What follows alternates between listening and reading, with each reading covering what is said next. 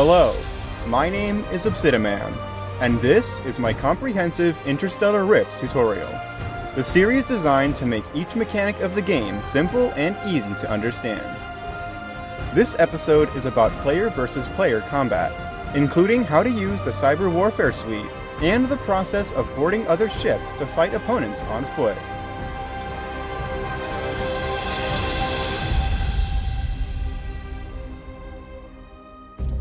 The first step to engage in PvP is to find other players to fight.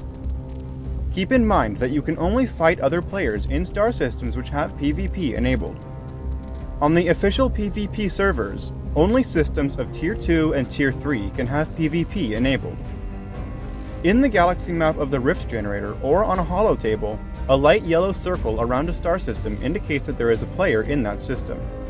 This can be used to identify potential targets, or to spot someone who may be hunting you. Once you're in a system with another player, the next step is finding their ship. Ships which are currently in warp are the easiest to spot, as they can show up on your flight HUD in the cockpit. You can also see warping ships in the system map of the holotable. If you select the ship, you can press the More Information button, then the Stats button to see the current status of the ship. This includes the ability to view the ship's cargo and tool manifests, which can let you determine if the ship is carrying something valuable. When a ship drops out of warp, it will also leave behind a warp signature near the location where it dropped out of warp. The higher the warp level when a ship drops out, the less accurate the warp signature will be to the actual location of the ship. Ships can also be found by scanning energy signatures in the system. Signatures will always be some distance away from the object emitting them, and how close the signature is to the object's true location is represented as an accuracy percentage. Signatures with lower accuracy will also have more vague names. For example, low accuracy ship signatures will show up simply as energy signatures. To increase the accuracy, your ship will scan the signature in cycles, with each cycle giving a new, more accurate position for the signature. The closer your ship is to the object's actual location, the more accuracy you'll gain each scan cycle. Press the Signatures button on the main screen in the cockpit to bring up a list of all the signatures currently in the system. The percentage next to each signature shows the progress of the current scan cycle for that signature. Left-clicking on one of the signatures will select it for scanning, and double left-clicking will show the signature on the HUD. With the signature's HUD icon targeted, engage your ship's warp drive and fly to the signature's location. Signature scan progress will pause while your ship is at warp. Once you reach the signature, wait for the scan cycle to complete. Enabling your ship's sensors can marginally increase the speed at which the signature is scanned. When the scan cycle finishes, the signature's HUD icon will jump to a new, more accurate location. Repeat the process of flying to the signature and scanning it, until eventually the accuracy reaches near 100% and you find the source of the signal. While scanning for other players' ships, you may happen to come across derelict ships, which naturally spawn around star systems. These ships can have valuable loot stored on board, and they can be boarded using the same method as boarding player ships, which we'll get to shortly. Derelict ships will also be covered again in more detail in a future video. When a ship moves within range of your ship's teleporter, you will get a notification letting you know. This can serve as an early warning if your ship is being approached by a potentially hostile player. Since the distance that this message appears at is based on your teleporter's range, having a long-range teleporter will let you know about approaching ships while they're farther away. Remember that the short-range teleporter has a range of 2.5 kilometers, and the long-range teleporter has a range of 12.5 kilometers. A cloaking device can be used to hide a ship from enemies. It requires a heatsink to be installed to function, and the cloak takes 30 seconds to come online. Cloaked ships will be ignored by hostile NPCs like Skrill, and are also difficult to spot for other players. You also won't receive an in-range notification for a ship which is under cloak. If a cloaking device has been active for a full hour, the ship will enter Deep Cloak, which will prevent the ship's energy signature from being detectable. Note that while cloaked, many actions will interrupt the cloak and make the ship visible, including using an extractor, activating weapons, or engaging the warp drive. A cloaked ship will also be decloaked if it is hit by any weapons. Once you've tracked down your target, the fight can begin. For the most part, ship-to-ship combat against other players is very similar to combat against NPCs like Skrill. One noticeable difference is that player ships generally have much higher shield, armor, and hull values than NPCs, so it will require a lot more ammunition to take them down. Another difference is that player ships have the ability to warp, and often open rifts as well, to escape danger.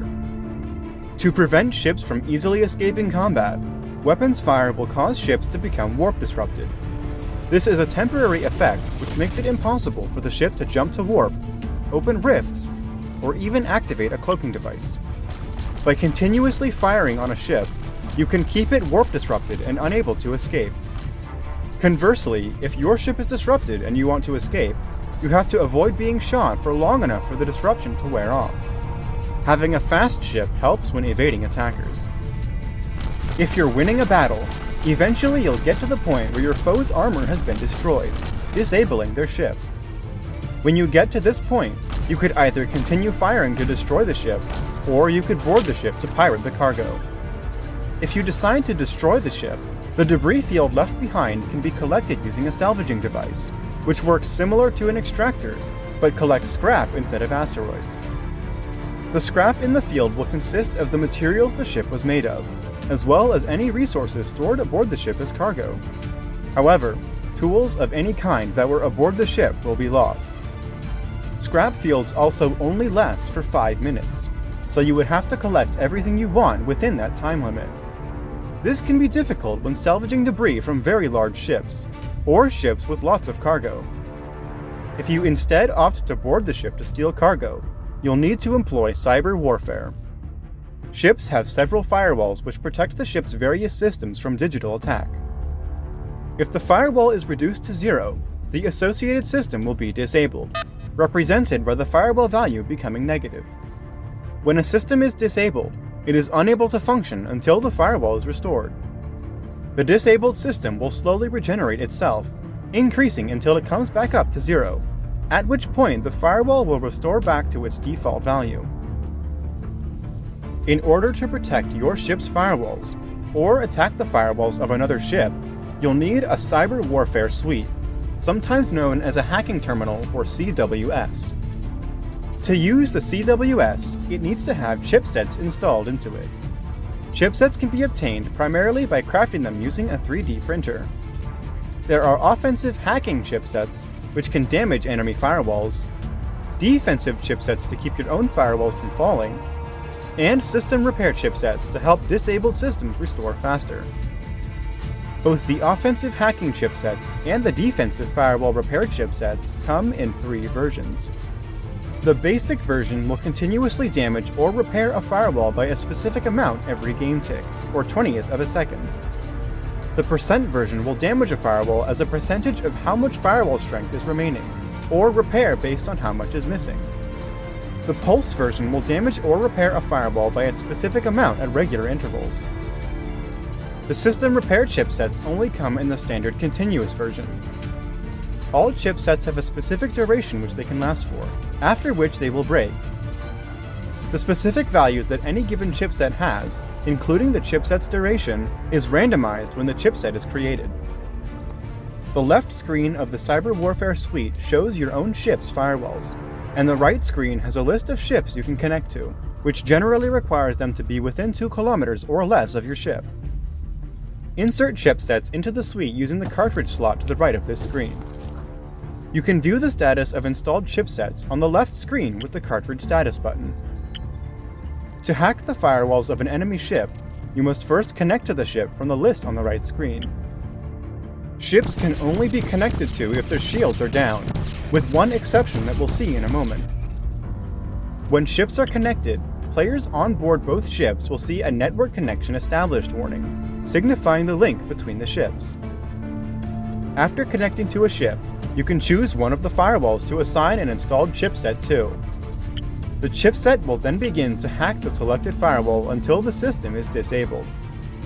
You can quickly unassign a chipset by left-clicking the chipset's icon next to the firewall. Defense or repair chipsets can also be assigned to the firewalls of your own ship on the left screen. Defensive chipsets will only wear down if the firewall they are assigned to is weakened. However, system repair chipsets will wear down even if the firewall is fully functional, so they should remain unassigned until they're needed. Ships which are at warp can be connected to even if their shields are up. The distance that this is possible from will scale with the ship's warp level, and at warp 5 and higher, the ship can be connected to from anywhere in the star system. Connecting to ships at warp will only allow you to hack the ship's warp firewall, which will drop them out of warp. You can then follow the warp signature left behind to try to locate the ship. The warp firewall can only be accessed while the target ship is at warp.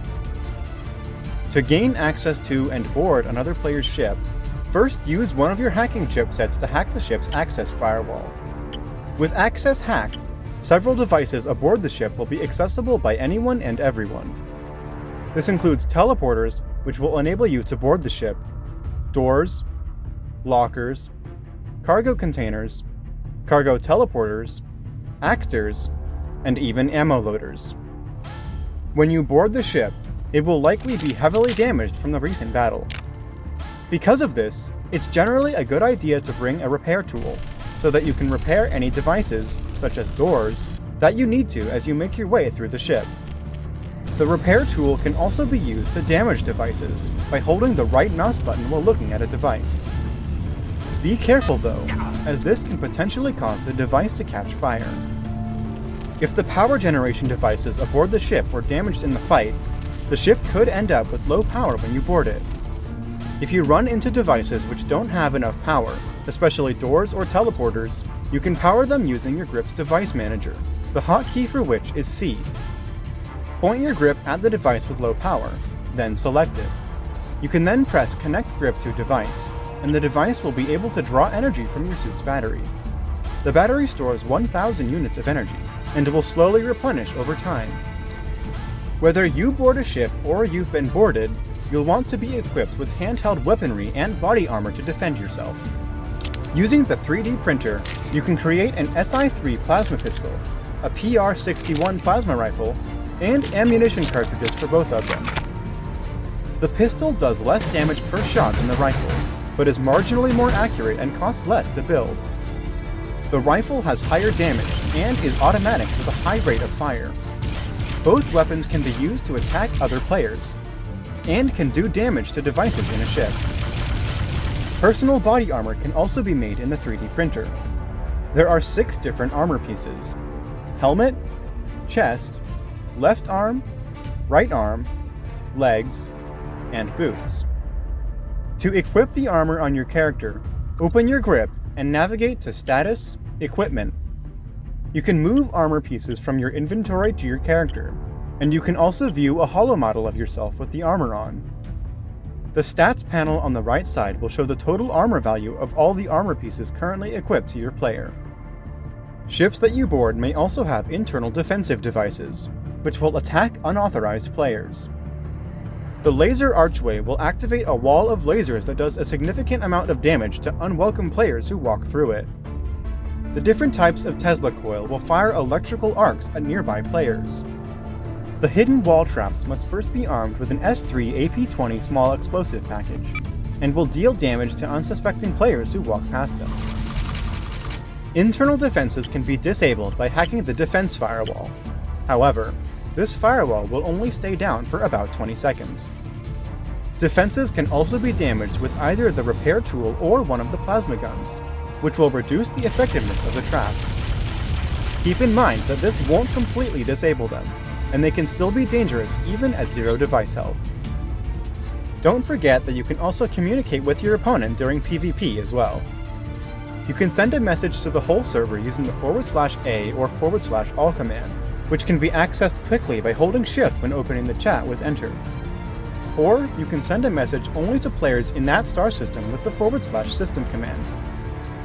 Opening a dialogue with your attacker could mean the difference between losing some cargo and losing your whole ship. As the attacker, offering your target a chance to surrender can often be easier than hacking access and forcing your way aboard. Either way, just remember that at the end of the day, we're all playing to have fun. On that note, we've come to the end of today's video. I'm going to be taking a break for the holidays, so there won't be a tutorial video next week. But be sure to stay tuned for the next episode, coming the first week of 2021. If there are any topics you'd like to see covered in a future video, leave your suggestion in a comment below. Thanks for watching, and don't forget to subscribe to catch the rest of the series.